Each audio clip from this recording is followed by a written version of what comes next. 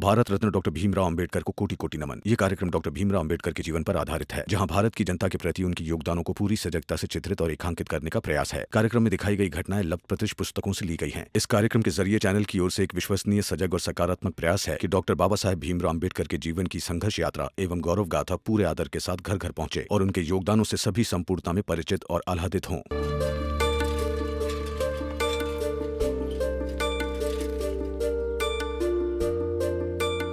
भीमराव, अब हमें एक डिपार्टमेंट जाना होगा जहाँ से हमें अखबार के कागज के लिए कोटा मिलेगा, और वो तो आराम से हो जाएगा, लेकिन उसके बाद हमें छपाई के काम के लिए आगे जाना है। सर, वहाँ पर आप और शिशुपाल जी जाइए ना। मुझे रमा से मिलना है तो मुझे वहाँ जाने दीजिए। क्या हुआ भीम? कुछ जरूरी काम था क्या? अब हाँ, ये लाइसेंस रमा भाभी को भी तो देना है, तभी तो भीम भाव की कृतज्ञता पूर्ण होगी। जाओ भीम जाओ, इस उम्र में आ गया है, लेकिन कभी ये सोचा ही नहीं कि अपनी पत्नी के प्रति भी अपनी कृतज्ञता देनी चाहिए। सेठ जी, भीम के साथ रहेंगे तो ऐसा बहुत कुछ सीखने को मिलेगा। जाओ भीम। हाँ, मैं भी जाती हूँ काम ढूंढने। आप लोग भी अपना अपना काम कीजिए। चलती हूँ। हाँ हाँ, चलते हैं।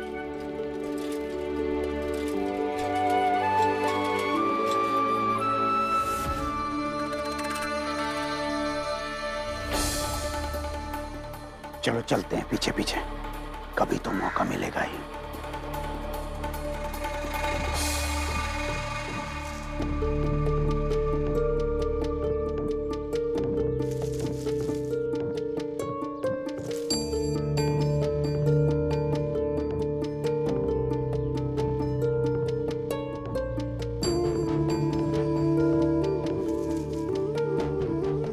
उन्हें लाइसेंस मिला होगा कि नहीं?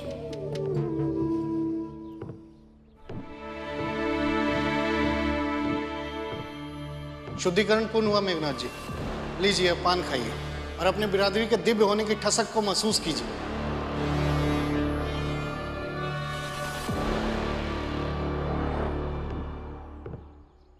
रमा,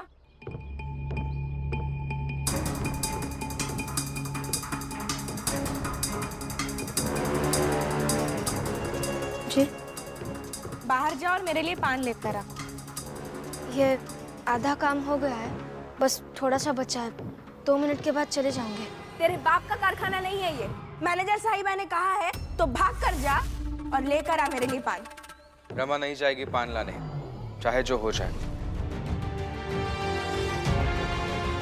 रहने दीजिए ना आप, बेवजह तमाशा होगा।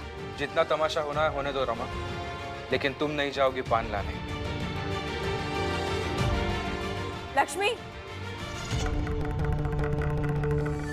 सुन, इसे समझा दे कि कैसे बात की जाती है, और पद बड़ा है तो उसका थोड़ा ख्याल रखना चाहिए। पद का ख्याल रखा था रमा ने। वो कह रही थी ना 2 मिनट में काम खत्म हो जाएगा फिर चली जाऊंगी। अब से रहा नहीं गया, ये गलत है। मुझे उससे कुछ मतलब नहीं है। ये पान क्यों नहीं लाई, बस उससे मतलब है। तो मतलब रखना होगा आपको। कोई अगर कह रहा है कि 2 मिनट में काम खत्म करके चला जाऊंगा और आपका काम इतना महत्वपूर्ण भी नहीं था, तो आपको थोड़ा रुकना चाहिए था ना। सभ्यता भी यही कहती है। हाँ, तो मैं असभ्य हूँ और कुछ? और तुम यहाँ क्या करने आए हो? ये तुम्हारा ऑफिस नहीं है, और ना ही यहाँ के लोग तुम्हें अखबार खोलने के लिए चंदा देंगे। मेरी पत्नी से महत्वपूर्ण काम था, इसलिए आया हूँ। पत्नी घर पर, यहाँ मेरी कर्मचारी है ये। अच्छा, तो आपकी कर्मचारी किसी की पत्नी होती नहीं क्या? संबंधों की आवश्यकता के लिए तो व्यक्ति काम पर आता है ना। तो संबंध चाहे जहाँ हो, संबंध होते हैं। हाँ, तो ये पहले मेरे लिए पान लाए, उसके बाद तुमसे बात करें।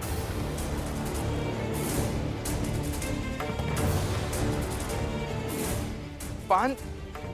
ये अचानक से पान का क्या है? पान कब से खाने लगी आप? आज से, अभी से। इसीलिए ना मेघनाथ जी को पान खाते हुए देखा, और आपको अब लग रहा होगा कि जो लोग पान खाते हैं वो बड़े होते हैं। वैसे भी अब खुद को हमारी जिंदगी का मेघना जी तो कहती ही है। सुन, जो समझना है ना समझ ले, लेकिन पहले मेरे लिए पान लाएगी, उसके बाद ही इससे बात करेगी। कहा ना मैंने, मैं पान लाने नहीं जाऊंगी। कह दीजिए साहब से, डरती नहीं हूँ किसी से। डरती नहीं हो किसी से?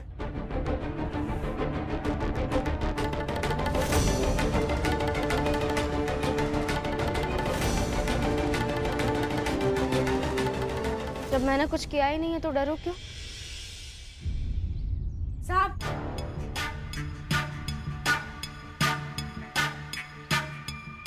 साहब ये ऐसे ही बदतमीजी करती है और काम तो बिल्कुल ढंग से नहीं करती। इसे निकाल दीजिए साहब। अच्छा हुआ आप आ गए। अब आपके सामने इसे निकाल देती हूँ। ए रमा, चल चल निकल यहाँ से। माफ कर दीजिए मुझे। रमा, क्यों माफी मांग रही हो तुम? माफी मांगने जैसा तुमने कुछ किया नहीं है। देखो रमा, अपमान सहन करके घर को चलाने का आहुतिपूर्ण फैसला तुमने किया, वो ठीक है, मगर आज ये सब देख के मैं शांत नहीं रह सकता था। और वादा करता हूं तुमसे, इस कारखाने से तुम्हें कोई नहीं निकालेगा आज। और देखता हूं कौन निकालने की हिम्मत करता है, वो भी बिना गलती किए। मैं निकालता हूँ बिना गलती के।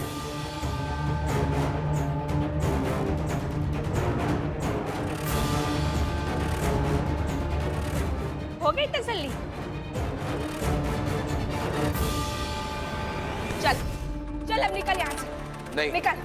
कहीं नहीं जाएगी रमा। चाहेगी तो जाएगी।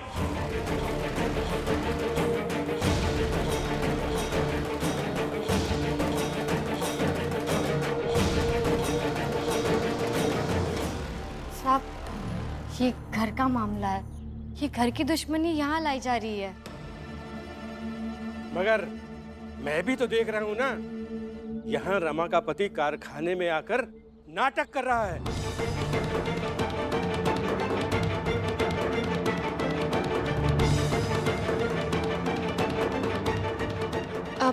अब चाहिए ना, मैं माफी भी मांग लूंगी और पान भी ला दूंगी। तुम नहीं जाओगी यहाँ से। बस एक बार मुझे साहब से बात करने दो। क्या बात करोगे?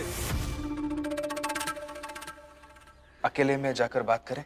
जो बात करनी है सबके सामने करो, अकेले में क्या होता है? देखिए साहब, कुछ जरूरी बात करनी है, बाहर चलिए ना, अकेले में बात करते हैं।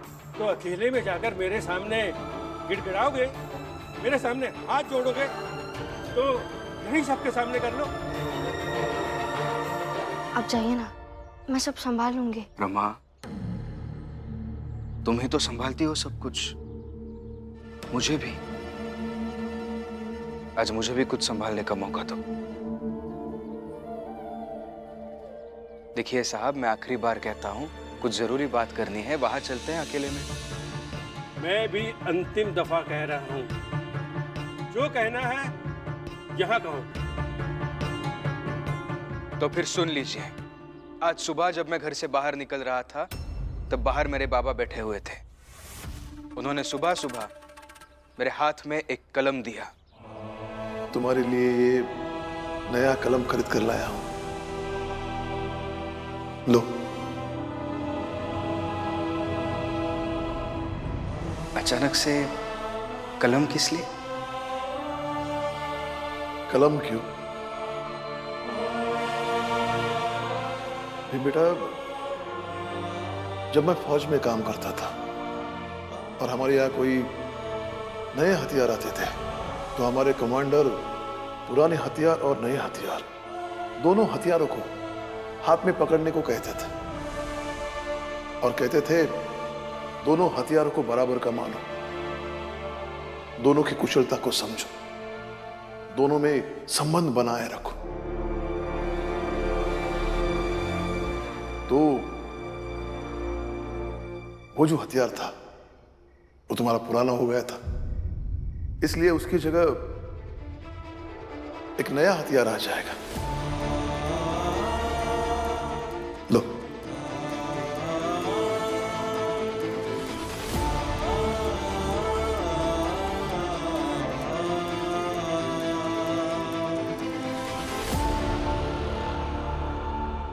भीम बेटा,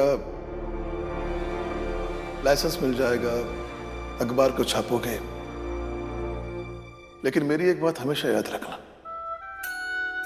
अखबार और पत्रकारिता की सही जगह तंत्र होती है, और तंत्र को लोगों की कमियां गिनाने की जगह होनी चाहिए। लोग तुम्हारे अखबार को इसलिए पढ़े ताकि वो जवाब दे सके। लोग तुम्हारे अखबार से डरे। अगर अखबार से डर नहीं पैदा हुआ तो वो किसी काम का नहीं है। आज तक तुम इस कलम को अपना हथियार मानते रहे, क्योंकि इस कलम से तुमने शिक्षा ली है, लेकिन अब तुम इस अखबार को अपना हथियार बनाना। अब अखबार और कलम तुम्हारे दो शस्त्र हो गए। दोनों को सम्मान देना और दोनों से संबंध बनाना। जी बाबा।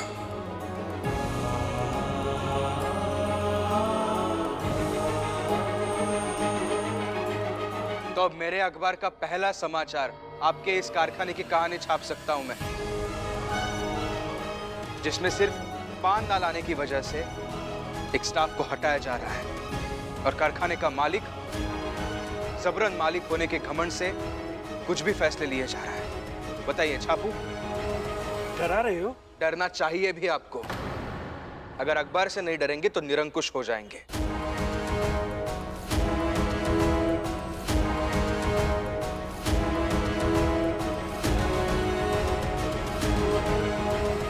मतलब अब डर से नौकरी करनी पड़ेगी?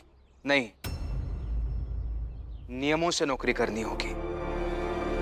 और कारखाने में नियम और कायदे कानून बनाए रखना ये आपका और मैनेजर का काम है।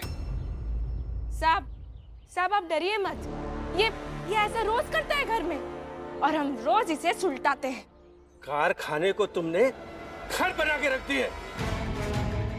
अगर अखबार में छप गया तो बंद हो सकता है ये कारखाना।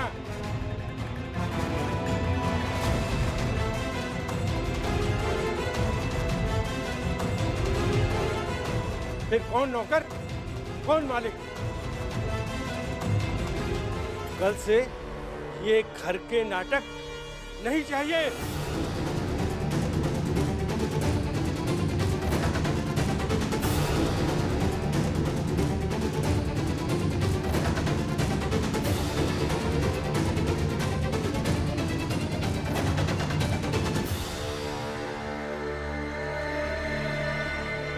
शांताराम, जाओ पान लेकर आओ मेरे लिए।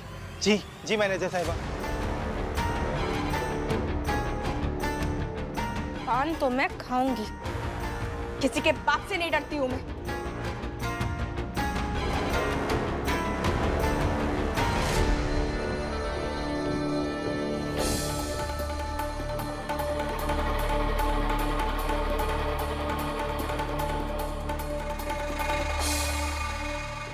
आप क्यों आए थे? रमा, जीवन में जब भी सुख मिलता है तो तुमसे बांटता हूं। जब दुख मिलता है तो तुम खुद बांट लेती हो। जब परेशान रहता हूं तब सर दबा देती हो। कभी रात में भूख लगती है तो 2:30 बजे भी रोटी बना कर देती हो। तो जब आज मुझे अखबार छापने का लाइसेंस मिला है तो वो लाइसेंस मैं तुम्हें दिखाऊं भी नहीं। साहेब मेरे भीमराव, साहेब मेरे भीमराव, साहेब मेरे भीमराव, साहेब मेरे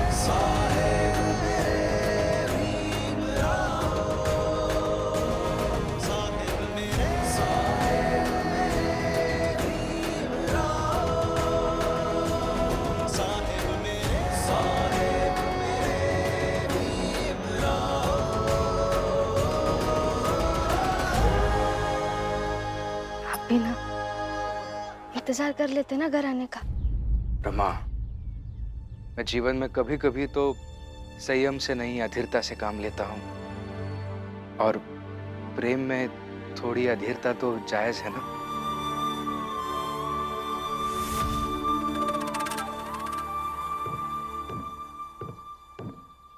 आप सबसे माफी मांगना चाहता हूँ, मुझे माफ कर दीजिए। मेरे आने के बाद इतना सब कुछ हुआ और मैं मेरी पत्नी से मिलने आपके कारखाने में आ गया। नहीं नहीं, क्षमा की कोई बात नहीं है। हमने अपने जीवन में अपने पति से ऐसे कभी बातें नहीं सुनी, पर जीवन भर मन में यही सोचती रही कि मेरा पति मुझसे ऐसी बातें करे। आज देखा तो अच्छा लगा, पल भर के लिए ही सही पर सुकून मिला। कभी कभी आ जाया करो अपनी पत्नी से मिलने। असल में तो हमारी जिंदगी के हिस्से में ऐसा पति पत्नी का संबंध नहीं है। तुम दोनों को देखकर ही खुश हो जाया करेंगे।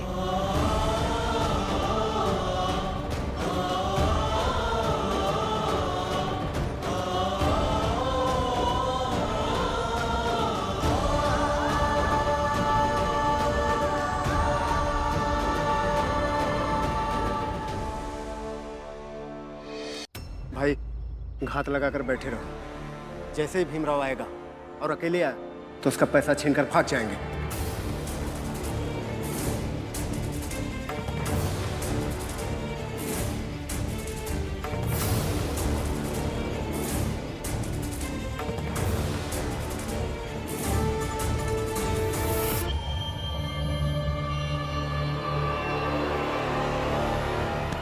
अरे कौन हो आप लोग और ये क्यों ले रहे हो मुझसे? अरे छोड़ो छोड़ो।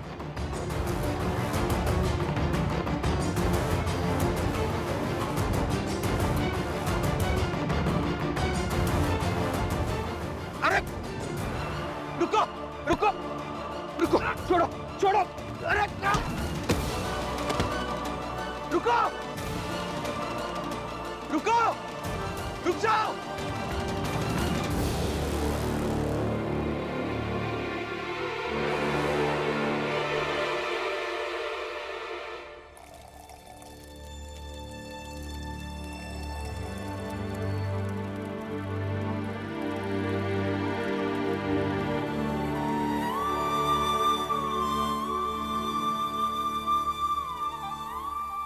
बाऊ,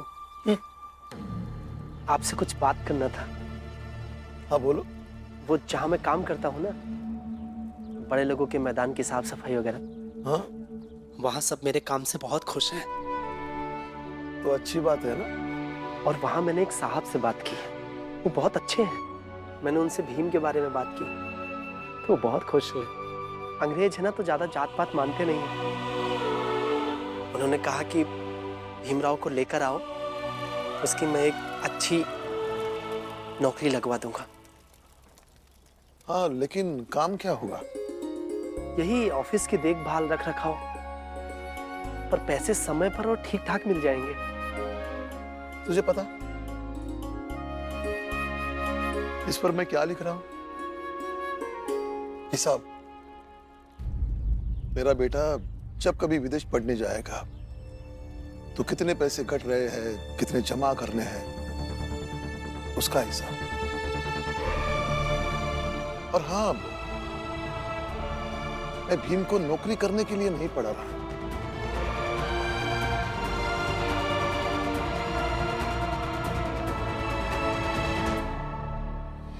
पर भीम को ऐसे रोज भटकते हुए देखकर तकलीफ होती है। बहुत बुरा लगता है मुझे।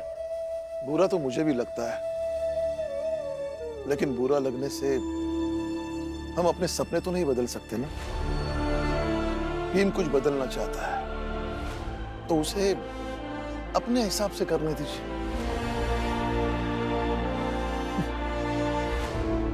आप भीम के शुभ चिंतक है, हित चिंतक है, तो थोड़ा कठोर बनिए। भीमराव! भीमराव! क्या खकम, क्या हुआ?